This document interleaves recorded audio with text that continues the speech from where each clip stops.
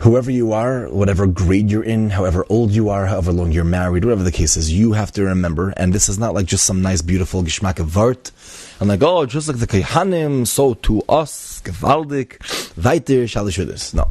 This is something that you need to internalize, and you need to work out practically, okay?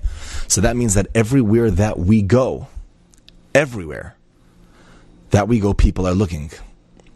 People are looking and they want to see, okay, this is somebody who represents God. Represents the God of the world. This is the Jewish nation. Okay, let's see how they act.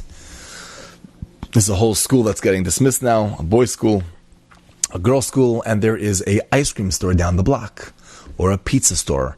And now all of a sudden 50,000 Talmidim or Talmidos walk in.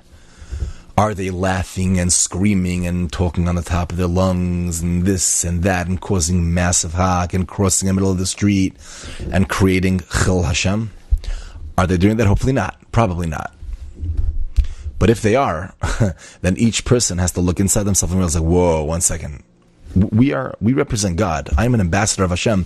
I cannot be this loud. And you have to know exactly what I mean when I say be this loud. You have to know all the halachas and what does it mean, sneas and this and that. Fine. Not really talking about that. I'm just speaking in general right now. How you drive. How do you drive? You know, people could look in the window of a car. Like, people think you can't see. You could see in. It's glass. You could see the guy picking his nose over there. It's not like it's glass. So somebody could see in the car that you're Jewish.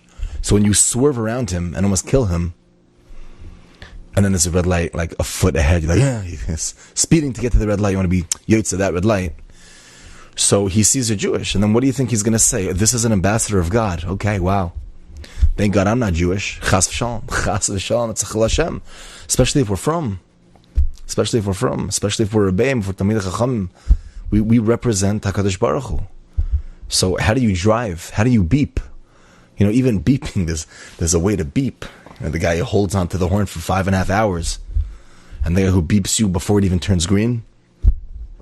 It's amazing. If you want to see, by the way, don't do this, but just in theory, if you want to see how many people are on their phones by red lights, all you have to do is beep by a red light, and you'll see they'll start going. They'll stop and be like, what? Like they think it's green. They're looking down, somebody beeps, they start going, and no, it's red.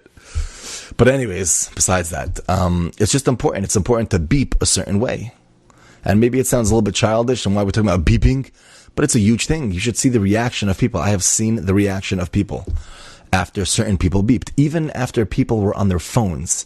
This might be a little radical, and I'm not saying we're all holding there, but when a Jewish person is driving while texting his phone and a guy sees, or somebody sees, that could be a massive Chil Hashem. It could be.